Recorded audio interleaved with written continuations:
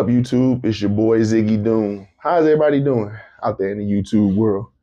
That is how I always seem to start my intros, and my outros always go until the next YouTube video. Be easy. Um, all that stuff is kind of scripted. So I usually, whenever I do a podcast, I'll have like some outlines of some things I want to talk about, and I try to hit certain bullet points on those outlines. Make sure I get all the points across, and I play it back, of course, so I can see how I look and try to clean up the edges when I can. But that's all. That's all part of editing. That's all part of creating videos and content and putting it on the internet. You want to make sure it's clear and concise, and also professional. That tends to draw more attention when you do it that way. But I don't want to do this podcast that way. I just want to talk. That's all. Just a little bit of talking. And we all know life happens.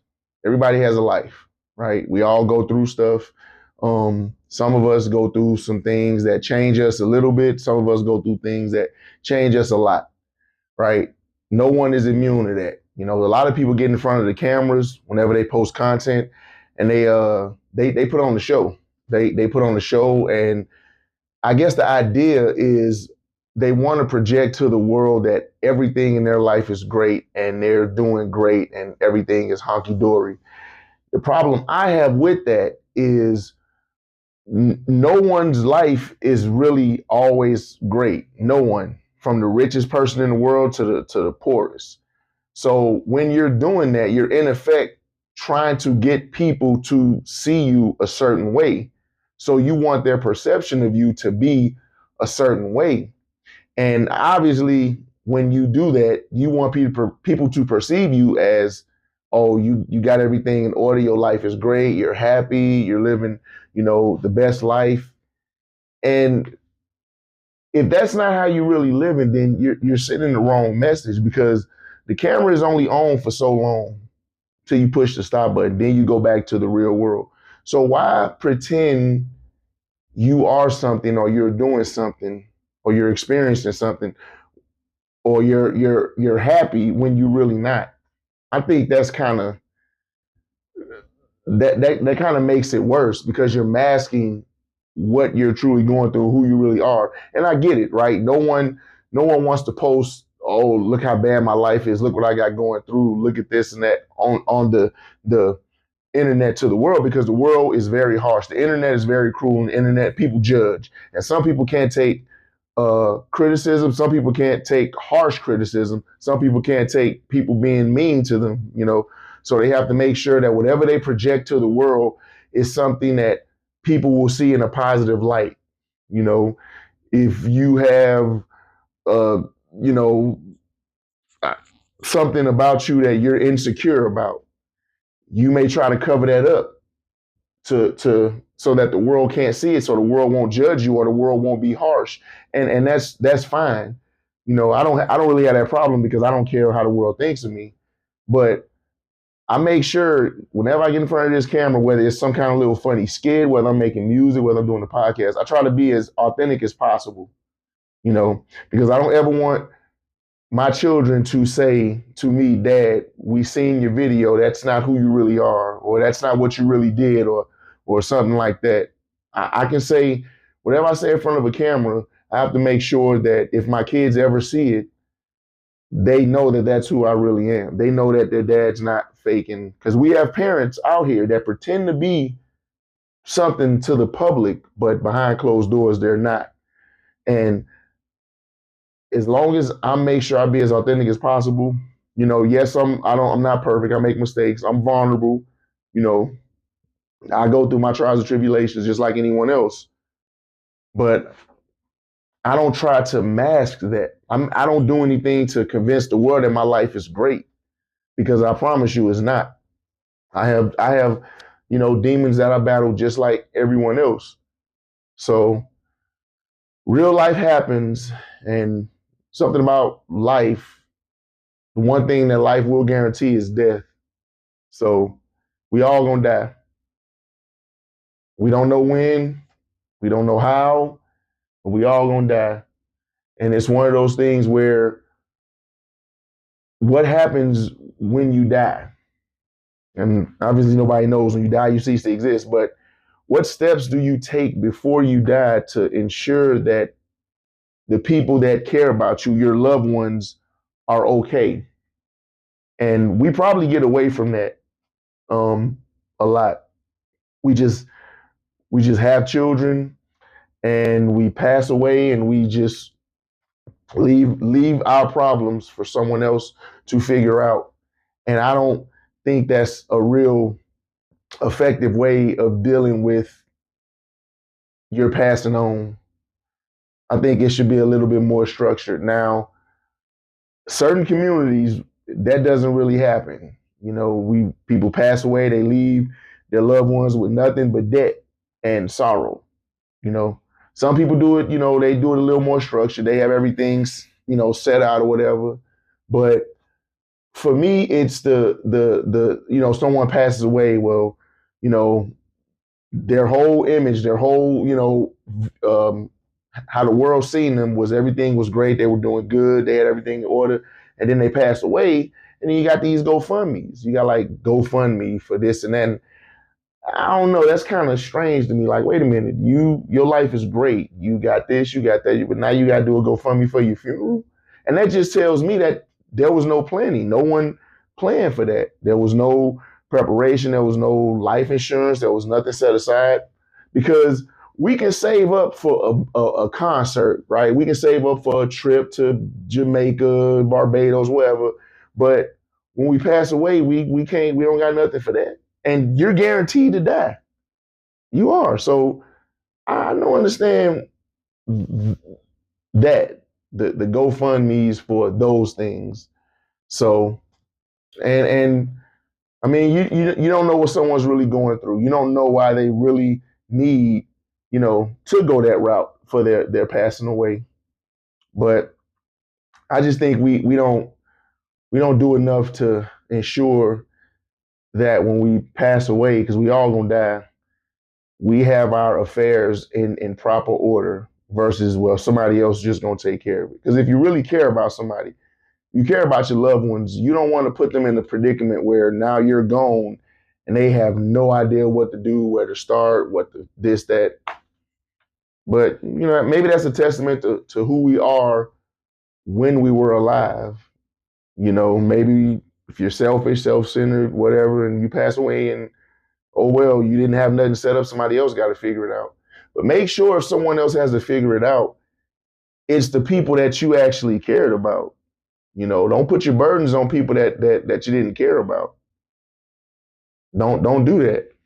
All the people that you cared about and put first and worshiped and whatever, make sure in your passing, those are the people that you have to go to for everything. That's how that should work. It shouldn't fall on the people that you didn't care about. Because what?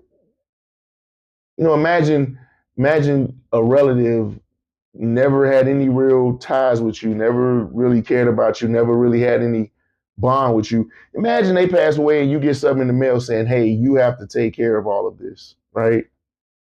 How would you feel? You'd be like, huh? What? Excuse me?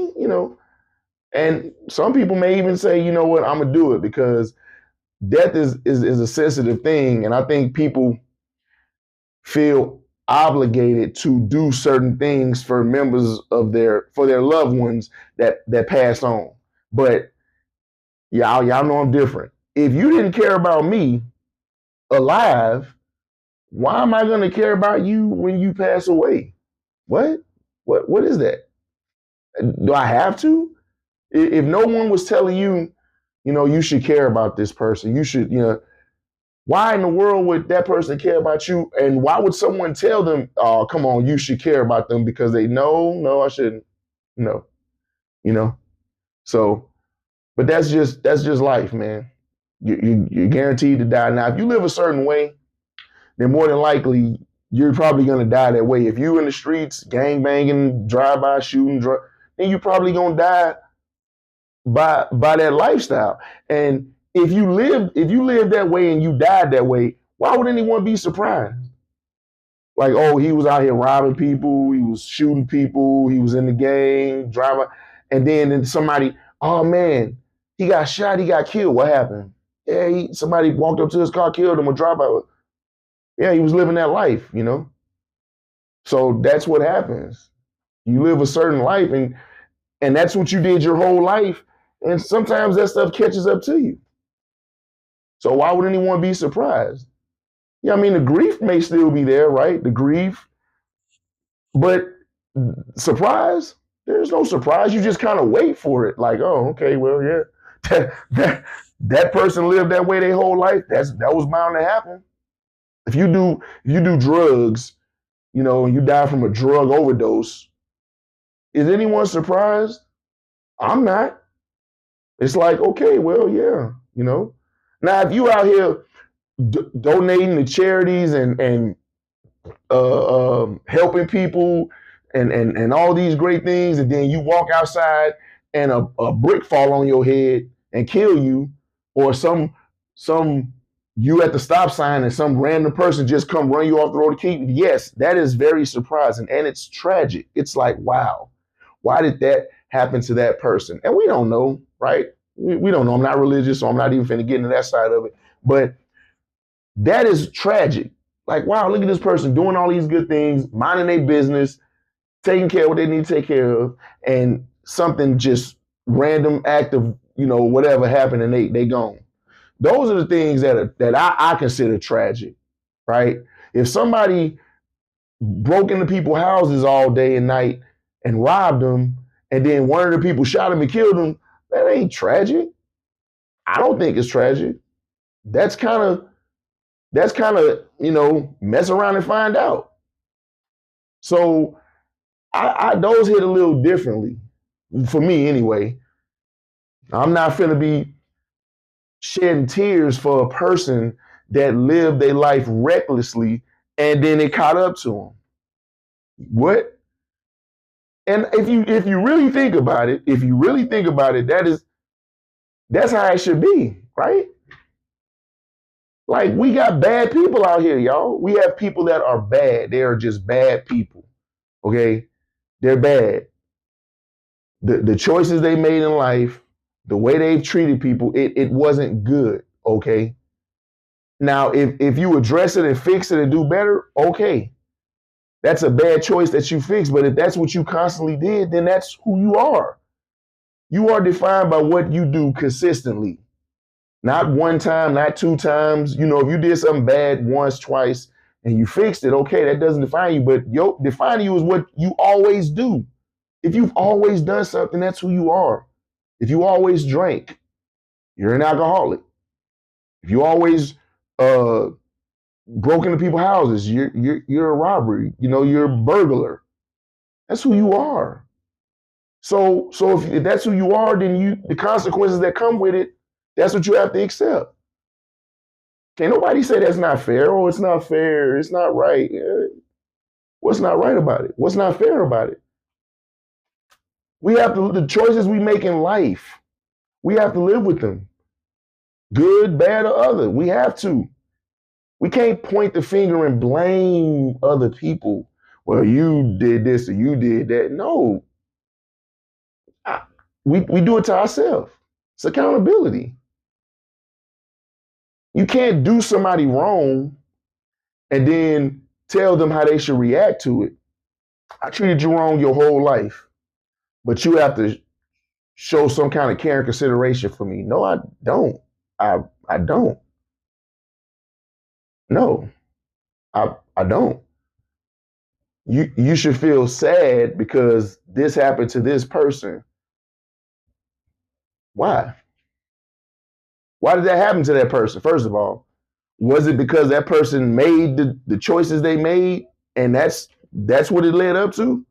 Oh, okay. Well, yeah, nobody should be surprised. Nobody. Now, you know, I text when I drive.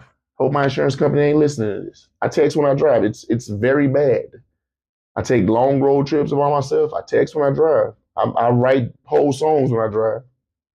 If I die in a car accident from texting and driving, nobody on this planet should be surprised. Anybody that knows me, you know. And she'd be like, yeah, that's kind of, and I totally understand that, right? I get that. That's one of the risks that come, the dangers that come with texting and driving, among other things, right? You can get somebody else hurt, an innocent person. So texting and driving is not a good thing. But do I do it? Yeah. You see, I'm not a perfect person. I don't always make all the right choices. I have my vices, my poisons, my bad habits, and there's consequences to it. And I accept whatever consequence. I don't have a choice but to accept it. If I'm speeding and a police officer pulled me over, you know how fast you was going? Nah, I know I was, what I'm saying, going fast, but I let them tell me how fast I'm going, first of all. But if I get put over for speeding, y'all, I'm not finna go back and forth with the police officer. I was speeding, he caught me, I get the ticket. Fight it in court or pay it, either or. That's accountability. I make a kid in this world, by law, I have to, pay for that kid, child support for that kid. Okay, that's what I have to do. That's the law of the land. That's how that works. No point in getting mad and going crazy and fighting. And no, that's what that is. That's how that goes. Cause, effect, accountability. And a lot of people will not do that. A lot of people will not look at the choices they make and blame themselves. They won't.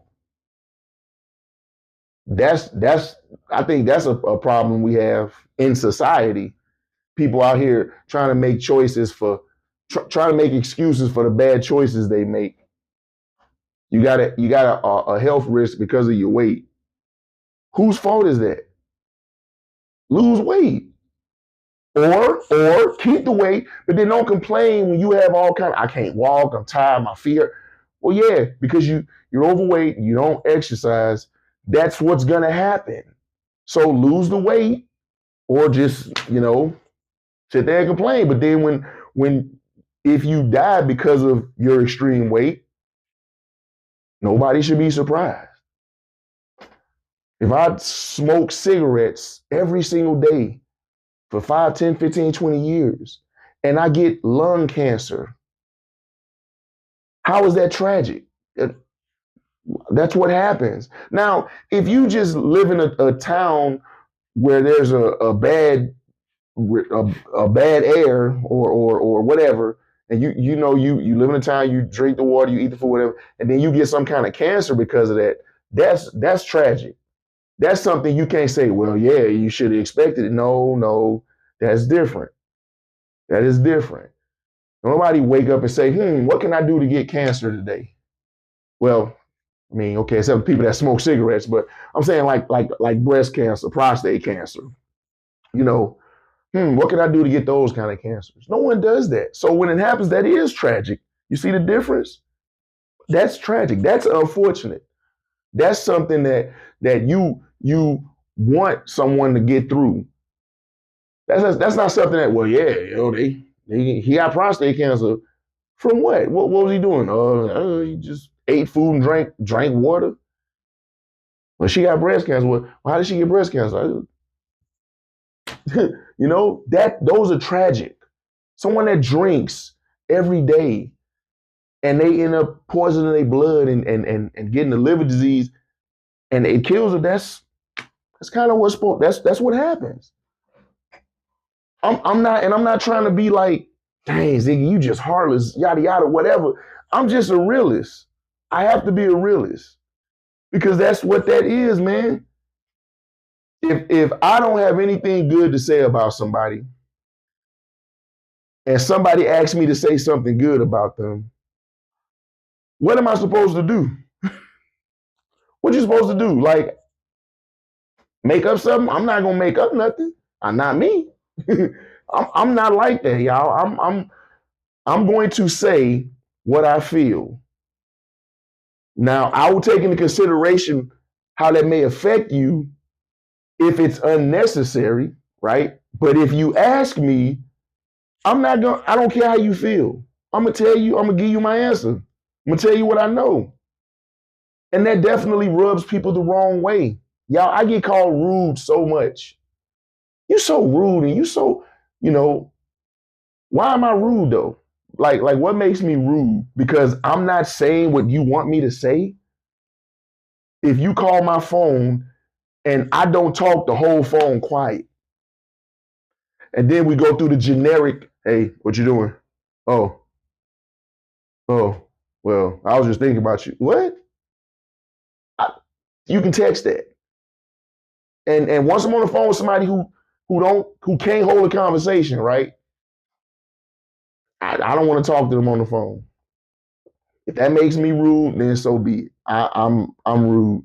I've been called worse. I've been misunderstood my whole life, you know, and that's fine because if someone doesn't want to take the time to get to know me and understand me, then so be it.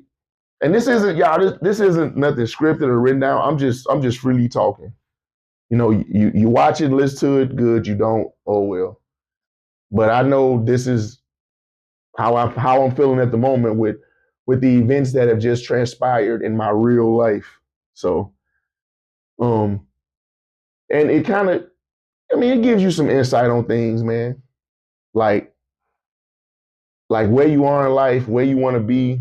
And I hate that bad things have to happen for people to come together. They should just come together, right?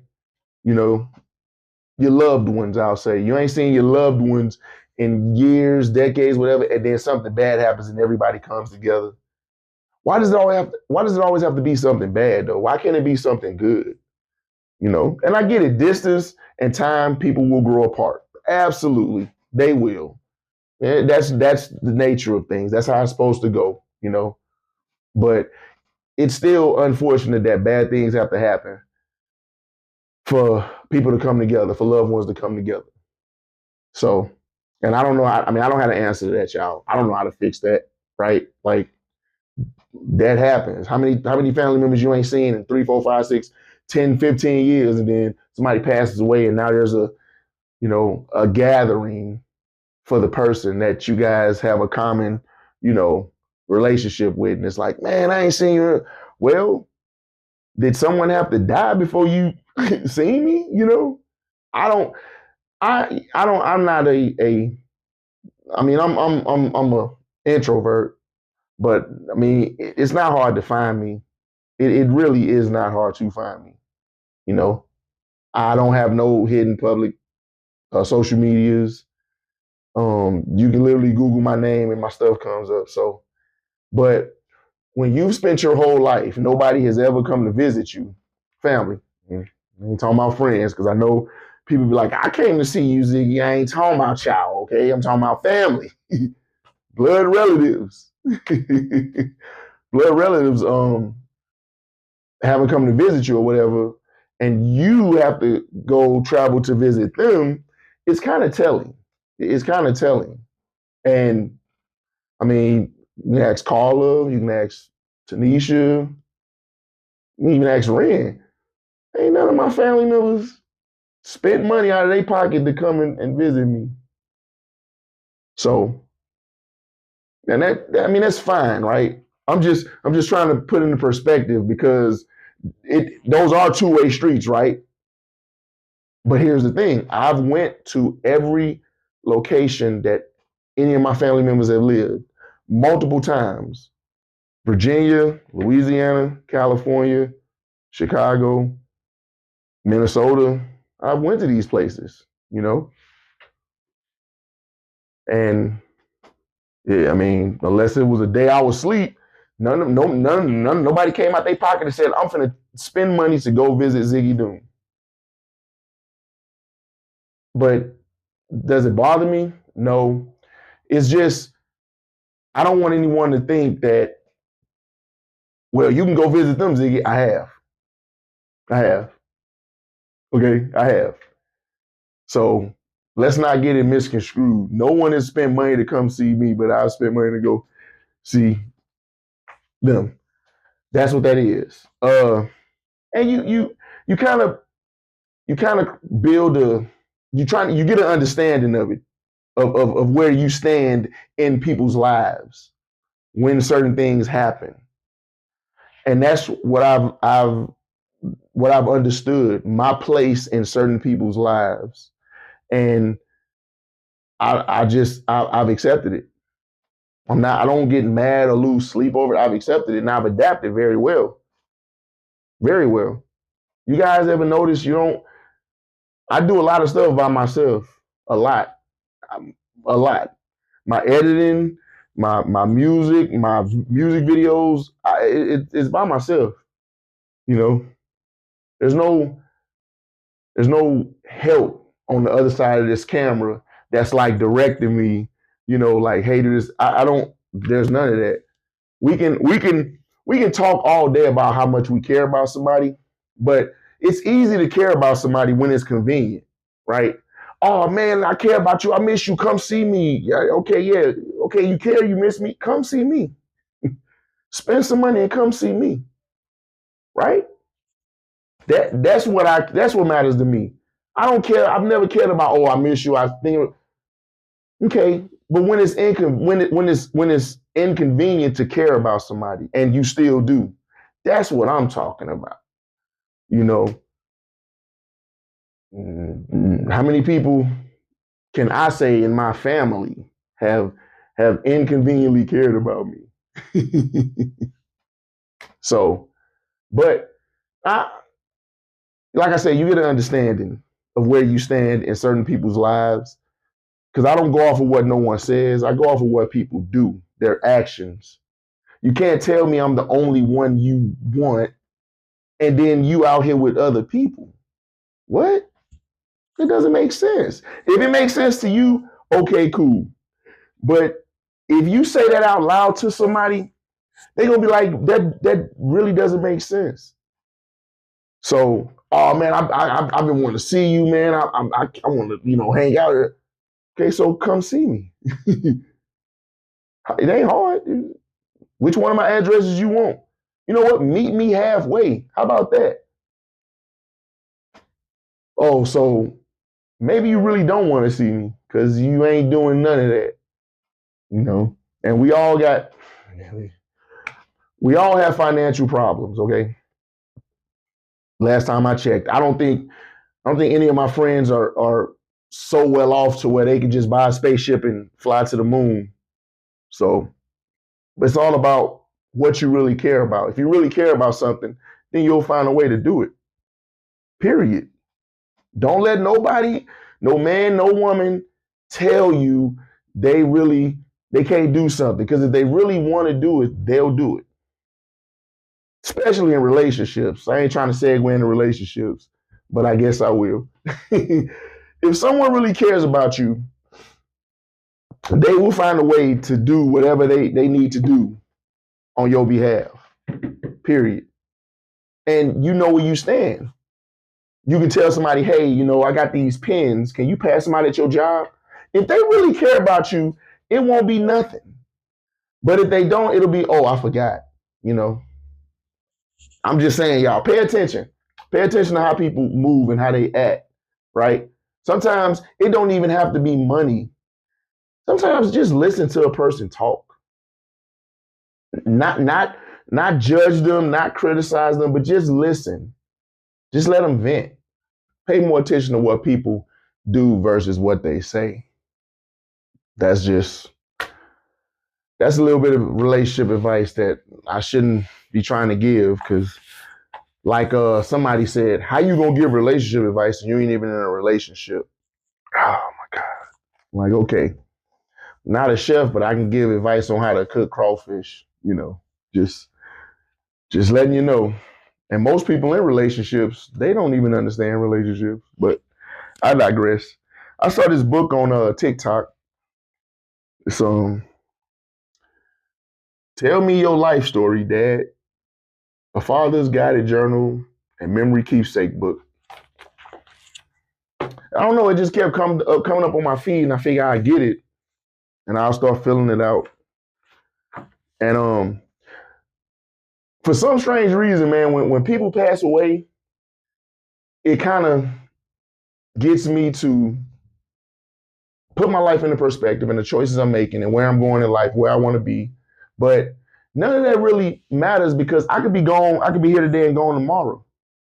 So if that is the case, right? If my time is coming soon, at least I can, aside from my YouTube videos, I think I can just fill out this book, and maybe one of my kids or some of my kids or all of my kids will read it, get a little better understanding of me, some things in here that some interesting questions, but I'll be as honest as possible. Still a lot of things about me that people don't know. I mean, we all have that, right? We don't keep our lives as an open book to the world. Some things we take to our graves, and some things we just keep in our closets or whatever for whatever reasons. But I get it. That's human nature. I don't think there's anybody on this earth that everybody knows everything about them. So nothing wrong with that. However,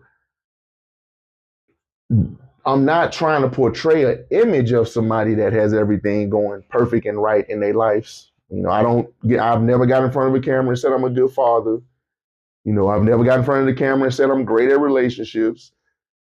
Lord knows I ain't never got in front of the camera and said anything about me having money, because I definitely don't. But I mean, none of that stuff is what makes me happy. What makes me happy is, knowing that my kids are okay. If they okay, then that's fine. Money is a tool. It comes and goes. It helps when you have it, but if you don't have it, you should still be able to find happiness in life. And if you can't find happiness in life without money, then that's very unfortunate. And the same thing goes for relationships. If you can't find happiness in life without being in a relationship, then it's unfortunate, because all that tells me is you may not be independent, and your happiness is going to depend on someone else. And you don't ever want that to be a thing. You don't ever want your happiness to depend on someone else, because people by nature, by design, are flawed, and sooner or later they will let you down. So imagine not being able to be happy in life unless you got this person in your life and that person leaves your life. And some people have abandonment issues. That's the thing. Like I got abandonment issues, so I get real clingy. But still, you have to really try to find happiness within yourself. You have to. I think for me, what made it so easy, well, I ain't gonna say easy, but what made it so like whatever is because of my upbringing. Like I was a different person. Like I didn't fit in with my peers. I was always different. And take it whatever that means. I just didn't fit in. So I was usually dolo, and it's like that's where I felt the most comfortable. And then I was put in positions where I was by myself. And I guess I adapted. But I literally now, how I am, I don't really like being around people. If someone comes to visit me, after 3 days, it's gonna get real weird. It's gonna be like, okay, it's about time for one of us to leave. After 3 days, if I go to somebody's house after about 3 hours, it's like, okay, I've been here too long. I gotta go. That's just how I am. I do not like being around people for extended periods of time, and it's been a while since somebody has been around me for 3 days straight, outside of my kids. I mean, man, probably decades for real. So that's just what I'm accustomed to. So that may be why it's so easy for me. But normally speaking, we're not built to be alone. We're supposed to be social and be with someone or people, right? So don't think I'm saying you need to be alone and you'll be okay. No. It's very unhealthy to be alone for extended periods of time. You need, human bonding and communication and connection. And I get that through my coworkers and my kids. So, and I have friends, that I talk to from time to time. But anyway, man, I'm gonna fill this out. It's real ironic that I got this book when I got it, and what happened, because it would have been interesting to read this from my dad. If my dad had one of these and filled it out, it would have been real interesting to read his answers, And unfortunately, that's not gonna happen. But I can do it for my kids, and they can do it for their kids, and we can just pass this thing down, you know. And like I said, y'all, maybe one of my kids will read this, maybe two, you know. But I just feel like, hey, it won't hurt to give a little bit of more insight, write it down, and I got bad handwriting. And then, you know, in my passing, when I'm off this earth, because I don't have much time, but when I'm gone, they can read this and they'll be good. So I'm still doing my music. Still I got my album, you know. It's what, June, middle of the year, and I still got like 8 or 9 songs to go. But I just kind of got a little bit off. I lost focus, and y'all, I'm human. There's only so much these shoulders can bear before it's like I need to step away. Like, oh, you know, no mas or too mas, or whichever one means too much. So I don't want to short y'all in the meantime. That's why I do the podcast. But this one was totally freestyle, just unscripted, unplanned. I just wanted to talk to y'all because I haven't talked to y'all since before certain things happen. But in any case, man, like I always say, thank y'all for watching. You know, you got anything, leave it in the comments. Like, share, subscribe. Yada, yada, yada, yada. I do my shorts. I try to keep my shorts funny. Shorts is where it's at, man. I'm going to do a lot more shorts because I like the shorts content, and it reaches out and engages more people. But my podcast is my heart. These right here, these sit down talks are my heart. This is where if I couldn't do nothing else, no music, no little silly TikTok, no short, this is my heart. This is me. This is what I really enjoy doing. Just sitting here talking in front of a camera, and maybe somebody in the world listens to it. Maybe they don't. But either way, this is my therapy. Versus going to a therapist, I can just get in front of a camera, push record, and run my mouth. But that's it, man. Really gonna try to get some music out to y'all, man. I really am. I got a couple songs written already. I just gotta record it and put it out there. So that's it, man. Until the next YouTube video, be easy.